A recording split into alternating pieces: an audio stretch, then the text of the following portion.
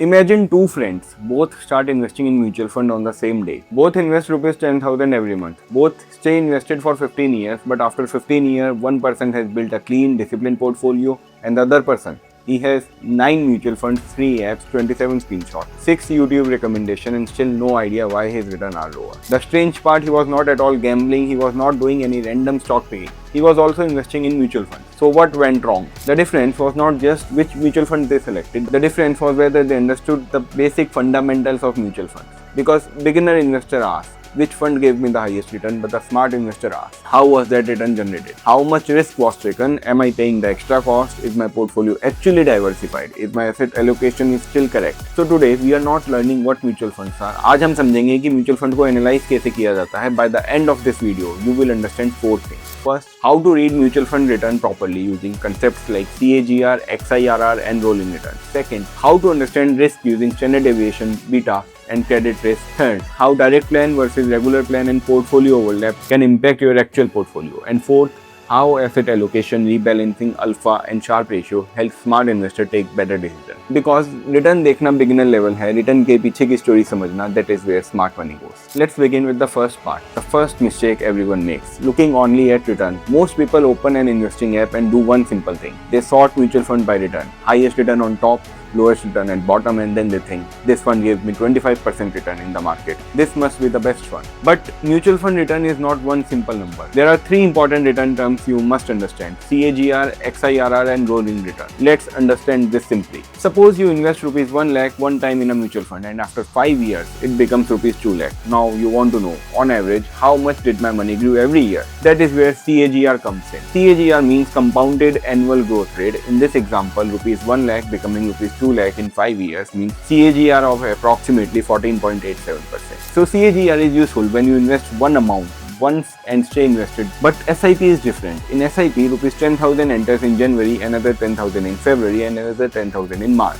Every installment enters the market at a different date at a different NAV. Your first 10,000 may be invested for 5 years, but your latest 10,000 may be invested only for 1 month. Now, CAGR alone does not give you full picture. That is where XIRR become important. XIRR is useful when money enters or exits at different dates. Let's grasp this simple rule. CAGR is better for lump sum, XIRR is better for SIP. So whenever your app shows return, don't just celebrate. Ask, is this return CAGR return or XIRR return? But even CAGR and XIRR do not solve the full problem. There is another trap. Let's say a fund shows 20% return over 3 years.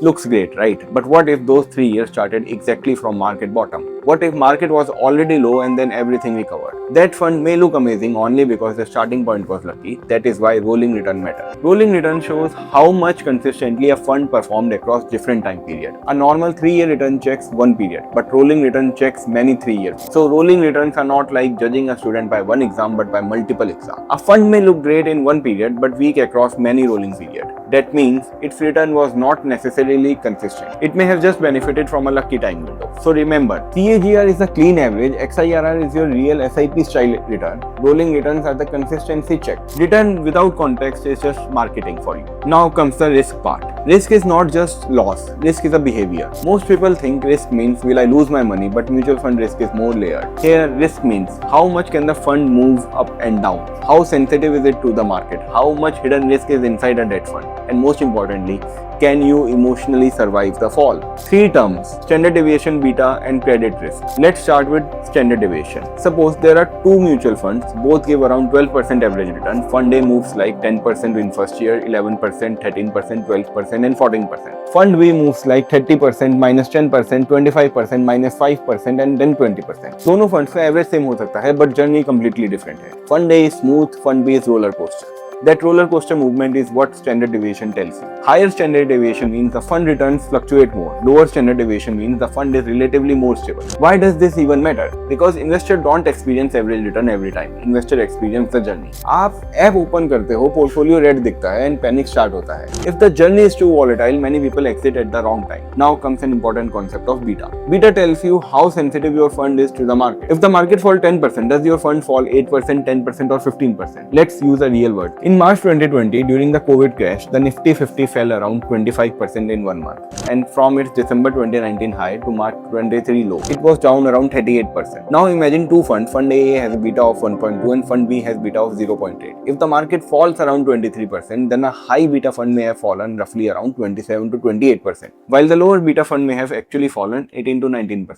Assumingly, beta behavior plays out. This is not exact prediction, but it will help you understand the behavior of the fund. A high beta fund can look like a hero in a bull market, but in a crash, वो ज़्यादा गिर सकता है. So before choosing a fund, don't just ask how much did it rise. Ask how much can it fall when the market falls. Now let's come to credit risk or interest rate risk. Many people hear debt mutual fund है तो सही है भाई, safe है, equity नहीं है ना. But debt funds are not at all risk free. They just carry a different type of risk, credit risk. Credit risk means the borrower may fail to repay you. For example, if a debt fund has invested in a company bond and that company faces financial troubles, the fund can get affected. Simple language में जिसको पैसा दिया है वो पैसा वापस करेगा या नहीं. That is your credit risk. Interest rate risk means the value of that instrument can move when the underlying interest rate changes. As a thumb rule, remember when interest rate rises, existing bonds can lose value. When interest rate falls, existing bonds can gain value. So beginner will say you equities are risky, debts are safe. Intermediate investor will say equity has market risk, debt has credit risk and interest rate risk. That difference matters. Number 3, portfolio trap. More fund does not mean more diversification. Now let's enter the most common mutual fund mistake. A person starts investing. First he buys one large cap fund, then one flexi cap, then one mid cap, then one small cap, then one index fund, and then one sector fund. After 2 years, he has 9 mutual funds, and he proudly says, "Bhai, I am fully diversified." But is he actually fully diversified? Not necessarily, because diversification is not about the number of funds. Diversification is about what those funds actually hold. Let's take a real example. Many large cap oriented funds end up holding similar top companies. For example, ICICI Pru large cap fund had top holdings like ICICI Bank, HDFC Bank, Reliance Industry, Larsen & Toubro and Bharti Airtel. SBI Large Cap Fund also showed top holdings like HDFC Bank, ICICI Bank, Reliance Industry, Larsen & Toubro and SBI. Mirai Asset Large Cap Fund also had top holdings of HDFC, ICICI, Reliance Industry. Now just think about this. If you buy all 3 funds, you may feel कि भाई मैंने तो diversify कर लिया है, मेरे पास 3 different mutual funds है. But in reality, your money may again and again be going into same large caps name. HDFC Bank, ICICI Bank, Reliance, L&T and Bharti. This is portfolio overlap. Portfolio overlap means different funds in your portfolio are holding similar stocks or similar exposure. And this is where diversification became fake. आपको लगता है you bought 3 different plates, but तीनों plate में same दाल, same सब्जी, same रोटी है. Packaging different है बस. Underlying exposure similar है. This is why portfolio overlap and diversification must be understood together. True diversification is not how many funds do I have. True diversification is what does each fund actually own. This leads to over diversification. Over diversification means adding too many funds, thinking it will reduce risk, but actually it reduces your clarity. At some point, more funds do not improve your portfolio, they only make it harder to track. Diversification does protect you. Over diversification confuses you. A good portfolio is not one with 15 funds. A good portfolio is one where every fund has a clear job. One fund for core equity exposure, one fund for stability, and one for a specific goal. If you cannot explain why a fund exists in your portfolio, maybe it should not be there. The last and the most important part, direct and regular plan. Now let's understand direct plan versus regular plan through a case study. Imagine Rahul and Aman both invest in same mutual fund, same manager, same portfolio, same stock, same market. But Rahul invests in the direct plan, Aman invests in regular plan. What is the difference? In a direct plan, you invest directly, so the cost is usually lower. In a regular plan, distributor commission is involved, so the cost is usually higher. On May 2026, Parag Parikh Flexi Cap Fund showed direct plan NAV of Rs 89.6375, regular plan NAV of Rs 81.82. That is roughly a 9.55% difference between direct and regular plan. This does not mean direct plan will always outperform by exactly this amount, but it clearly shows how lower cost can compound over a long period. Now let's make it more relatable for you. Suppose you invest Rs 10,000 per month for 15 years. At 12% annual return, your investment becomes around 50.45 lakhs. At 11.5% annual return, it becomes Rs 48.10 lakhs. That is difference of around 2.35 lakhs just because of a 0.5% return gap over 15 years. So direct plan versus regular plan is not just a technical term. It can impact your actual portfolio value as well. Different cost structures could mean different final results. Now, rebalancing. Your portfolio can become risky without you doing anything.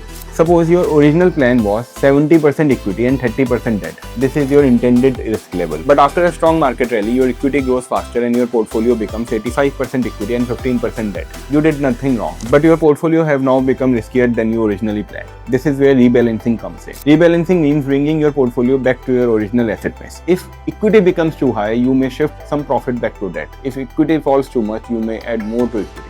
Rebalancing is not at all about predicting the market, it is about controlling risk.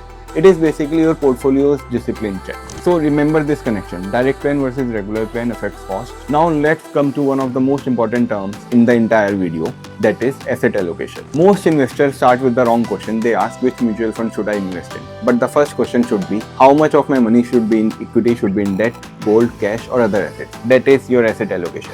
Asset allocation means deciding how your money is divided across different asset classes. Think of it like building a cricket team. You cannot have 11 aggressive batsmen, you cannot have 11 bowlers, you cannot have 11 wicketkeepers. You need a balanced team. Similarly, you cannot have everything into equity just because Instagram says so. Yes, equity can be powerful, but your time horizon, goal, risk, comfort and emergency needs matter. If your goal is 10 years away, keeping everything in low return instrument may not build you enough wealth. If you have no emergency fund, investing everything in equity mutual fund can create problem for you.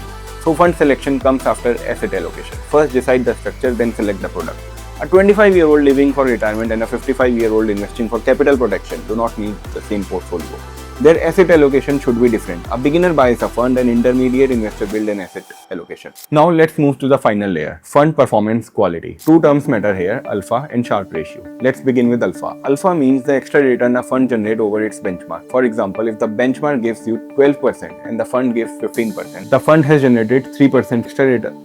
But this is not as simple as it looks. If a fund manager is charging active fund fees, then the fund manager should ideally generate meaningful alpha. Otherwise, why pay higher cost if the fund is almost copying the benchmark but charging like an active fund? It's like paying for a personal trainer, but he just tell you go walk on treadmill. That I could have done without you. So alpha help you ask, is the fund manager actually adding value to your portfolio? But even alpha is not enough, because what if the fund generated extra return by taking too much risk? This is where Sharpe ratio comes in. Sharpe ratio measures return in relation to the risk. In simple words, how much return the fund generates for the risk it took. A fund that gives better risk-adjusted return is better. For example, Fund A gives 15% return with very high volatility, while Fund B gives 13% return with lower volatility. A beginner would say 15% return is better. A smart investor would ask, extra 2% लेने के लिए आपने कितना risk लिया? For many investors, Fund B may actually be better because the journey is smoother and the risk-adjusted return is better. That is the power of Sharpe ratio. It forces you to stop worshipping return numbers and start respecting risk. So now the full picture is clear. CAGR tells you average annual growth rate. XIRR tells you SIP style return. Rolling return tells you consistency, while standard deviation tells you volatility. Beta tells you market sensitivity. Credit risk or interest rate risk tells you debt fund risk. Direct plan versus regular plan tells you cost difference. Portfolio overlap tells you whether diversification is real or fake. Over diversification tells you if you own too many unnecessary funds. Rebalancing brings discipline back to the portfolio. Asset allocation tells you how your money should be divided.